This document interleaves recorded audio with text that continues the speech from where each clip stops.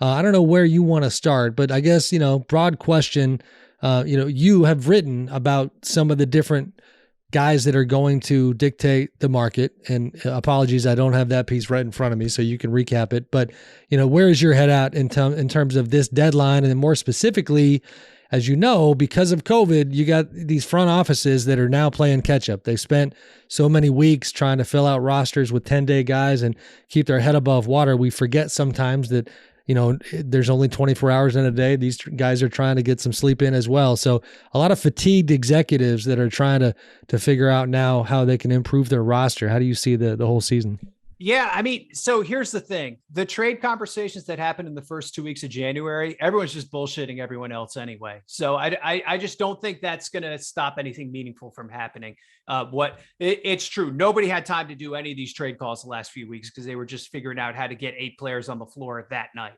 But now, as we're seeing things hopefully shift in the league and guys are getting out of protocol, there is more time for that to happen. I still see Simmons as kind of the first domino because I think there are other teams that are waiting to see what happens with him before they go in different directions.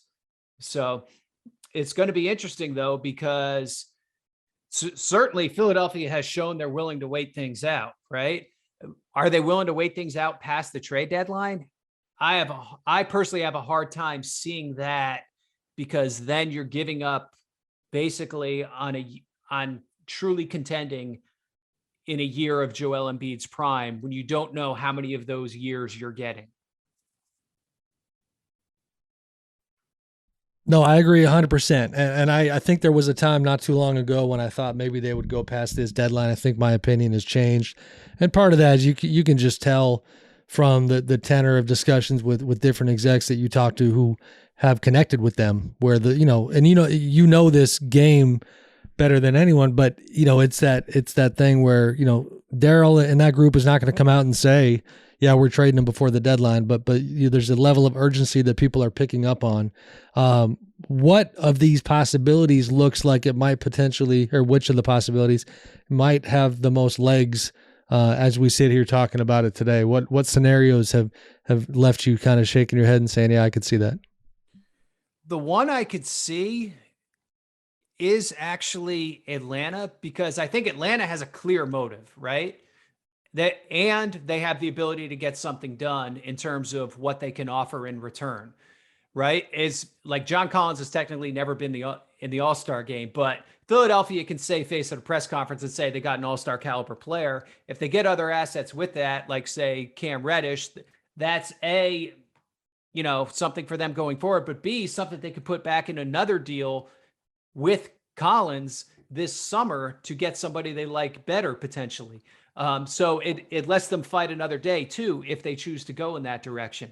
I don't think Collins is a perfect fit for Philly because having him and Tobias Harris next to each other gets a little wonky or whatever, but it's probably about as well as they could hope to do. I mean, like, if you look at who else is like truly motivated to do something there, I think you would definitely look at Minnesota.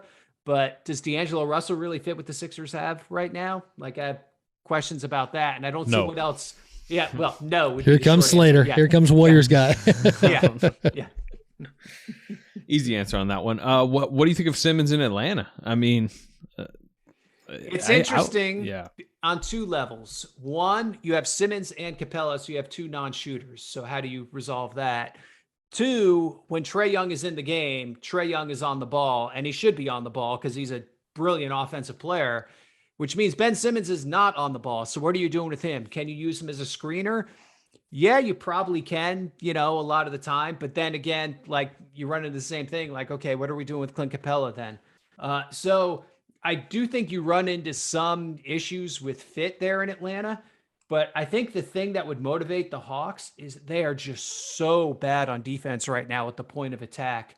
And Simmons can help them so much on that end that I think Travis Schlenk may be inclined to just like make that deal and kind of live with whatever. And then if he has to make adjustments in the offseason, he does. But their pathway to getting better on defense, and they really need to get significantly better. I mean, Simmons is the clearest acquisition that you could make to impact that. This kind of dovetails nicely into what Slater and I were talking about before you jumped on, John. We were breaking down Clay Day and the Warriors' success. And what I find interesting about the Simmons Atlanta scenario is that Travis Schlenk, Hawks GM, obviously previously of the Warriors, he was part of that group that chose not to trade Klay Thompson and Draymond for Kevin Love back in 2014. And at that time, it was largely because they were smart enough to know that Steph Curry, like Trae Young, is a wildly talented offensive player and somebody who is augmented by having somebody next to him who can defend. And the idea of Ben Simmons having Trae to have his back for this Hawks group that has just fallen off a cliff defensively makes a ton of sense.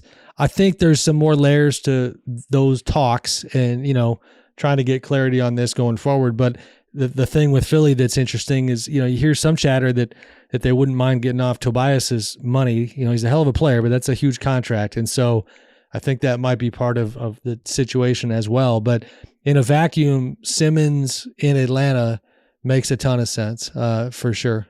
He'd theoretically be like their Draymond, right? I mean, that's what they would want. That would be that would be the idea. Yeah. Trae Young would have to learn how to play better off ball, which I'm sure Travis Schlenk would love for him to do. But because that's what makes Draymond work, is the fact that Steph Curry can go take it this possession, take it the next 10 possessions. I think Trae disconnects his controller when he's off the ball. Yeah. Well, and he's not alone in the league. That's most of these guards, right? There's a guy in LA who does that, who used to play in Oklahoma City, Slater. He actually bangs his controller against the wall. He does not. Sorry. Go ahead. No, I think it could be good. You talk about Paul George or someone else? Yeah, Paul George. Yeah, for sure. Sure. Yeah, that's the one. No, I think it would be interesting. Sleep deprivation's kicking in. I forget what direction I was going in there. But the Hawks, man, you have the surprise run to the East Finals and a lot of hype and buzz and fun that comes with it.